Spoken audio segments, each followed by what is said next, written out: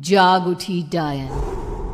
राजस्थान के एक छोटे से गांव में रहती थी रुक्मा देवी। उम्र यही कोई 60 साल की होगी उनकी। गांव के लोग कहते थे कि वो औरत नहीं बल्कि डायन थी, क्योंकि शादी होते ही रुक्मा के पति की मौत हो गई और फिर धीरे धीरे उसके परिवार के सब लोग एक एक करके खत्म हो गए और साथ ही गांव में पड़ा अकाल। जमीन सूख गई, खेती सूख गई, लोग भूखे मरने लगे। रुक्मा को गांव से बाहर निकाल दिया गया और तब से वो गांव के बाहर झोपड़ी बनाकर रहने लगी। कोई भी रुक्मा के घर के आजू बाजू से गुजरता तक नहीं था। एक दिन गांव के रहने वाले रतन और उसकी पत्नी आनंदी को दूसरे गांव से आते वक्त रात हो गई और अंधेरे में रास्ता भटक के वो रुक्मा की झोपड़ी के पास जा पहुंचे। अरे आनंदी, ये क्या हो गया? हम तो रुक्मा डायन की झोपड़ी के पास आ पहुंचे। अब तो सब बुरा होगा। जल्दी जल्दी से निकल यहाँ से। हाँ जी, सही कहते हैं आप। ये डायन हमको खा जाएगी। जल्दी भागो यहाँ से। तभी रुक्मा झोपड़ी से बाहर आती है। अरे रुको, तुम लोग यहाँ मेरी झोपड़ी में आराम कर लो और देखो, इस रास्ते पर आगे मत जाना। हाँ हाँ, हमें आगे जाने से इसलिए रोक रही है ना, ताकि हमें मार डाले तू। अरे ना ना, मैं तो तुम्हारी जान बचाना चाहती हूँ, मेरी बात तो सुनो। डर की वजह से आनंदी और रतन वहां से भाग जाते हैं, लेकिन फिर अगले दिन गांव में खबर फैलती है कि रतन और आनंदी ने अपने घर में फांसी लगाकर आत्महत्या कर ली। वजह क्या थी किसी की समझ में नहीं आया। अगले दिन गांव में जोर का तूफान आया और भयानक तरीके से किसी के रोने की आवाज गूंजने लगी। अरे भाई, लगता है उस डायन रुक्मा ने गांव पे काला जादू कर दिया है। हाँ भाई, मुझे भी ऐसा ही लग रहा है। लगता है कल आनंदी और रतन मर गए। लगता है ये उसी का किया धरा है। हमें सरपंच के पास चलना चाहिए। वो दोनों आदमी सरपंच के घर पहुंचते हैं। अरे, तुम इस वक्त यहाँ पर क्यों आए हो? जानते नहीं बाहर क्या हो रहा है? कितनी डरावनी आवाज गांव में गूंज रही है। बस मालिक, किसी तरह आ गए। पूरे गांव वालों की जिंदगी का सवाल है।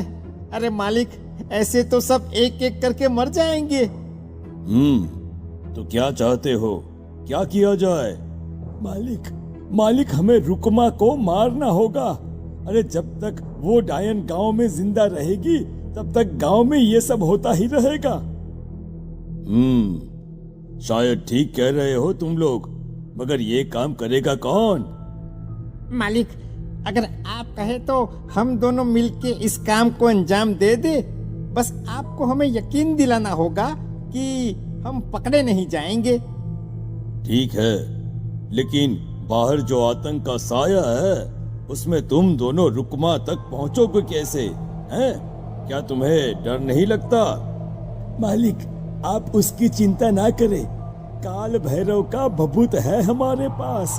रुक्मा तक पहुंचकर आसानी से मौत के घाट उतार देंगे उसको। हाँ, मैं भी चलूंगा तुम लोगों के साथ। उस डायन को मरते हुए देखने की बड़ी इच्छा है मुझे। सरपंच उन दोनों लोगों के साथ गांव के बाहर की तरफ चल देता है। गांव में घनघोर काली रात पसरी हुई थी और दिल दहलाने वाली चीख की आवाज माहौल को बेहद खौफनाक बना रही थी। हाथ में काल भैरव का भभूत लिए वो तीनों रुक्मा की झोपड़ी की तरफ जा रहे थे। वहां पहुंचने के बाद, ये लो खंजर और पार कर दो इस डायन के कलेजे के अंदर। मालिक, आप बस यहीं खड़े होकर नजारा देखो, आज ना बचेगी ये। हाँ मालिक, ये भभूत अब इसकी जरूरत नहीं है। मैं इसे यहाँ पेड़ की डाली पे रख देता हूँ, लौटते वक्त हमारी रक्षा करेगा। वो दोनों आदमी चुपके से सोती हुई रुक्मा देवी के ऊपर वार करते हैं।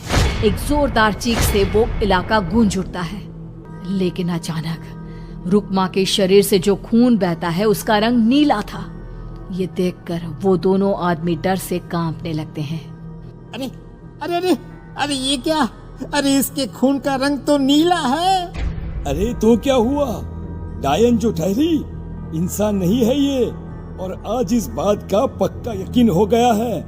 मर गई चुड़ैल, मर जाने दे। चल सरपंच साहब को जाकर ये खबर सुनाते हैं। वो दोनों जैसे ही बाहर आए उन्होंने देखा सरपंच की लाश पेड़ पे लटकी हुई थी। ये देखकर वो दोनों डर के मारे चीखते हुए वहां से भागे, लेकिन तभी एक बेहद डरावनी औरत उनके सामने आकर खड़ी हो गई। कहाँ जा रहे हो?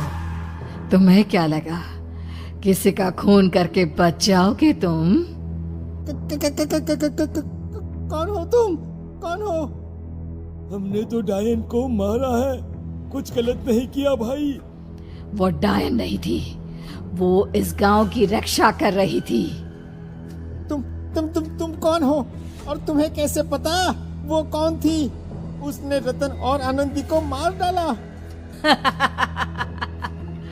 रतन और आनंदी को मना किया था रुक्मा ने इस रास्ते से आगे जाने से, पर वही दोनों माने नहीं और उन दोनों ने मुझे देख लिया था, इसलिए उनका मरना तो तय था। क्या मतलब तूने मारा था और हम समझ रहे थे कि रुक्मा ये सब कर रही है? अरे वो तो मेरे कब्जे में थी, रोज अपने खून का चढ़ावा देकर इस गांव को बचा रही थी, तभी तो उसका खून नीला पड़ गया था। लेकिन तुमने तो उसे मारकर मेरा काम आसान कर दिया।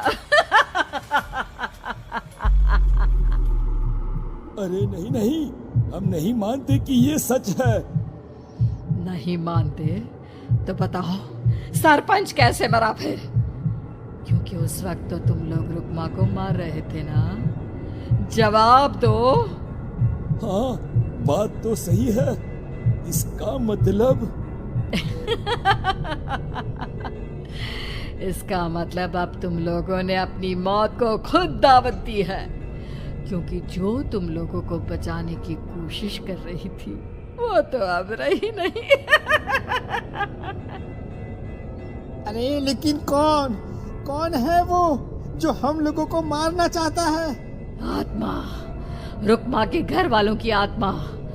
वो लोग कोई आम आदमी नहीं, खूनी भेड़िए थे और रुक्मा ने उनका ये राज जान लिया था। रुक्मा के अंदर शक्तियां थी जिसके चलते उसने उन सबको खत्म कर दिया। क्या?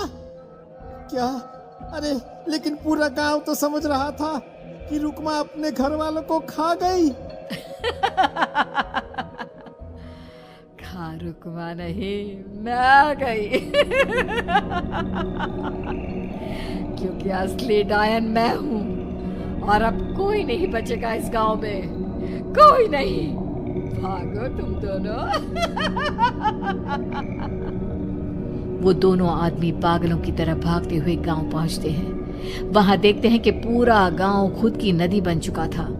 हर तरफ लाशें ही लाशें पड़ी थी और रुक्मा के मरे हुए घर वाले उन लाशों को खा रहे थे।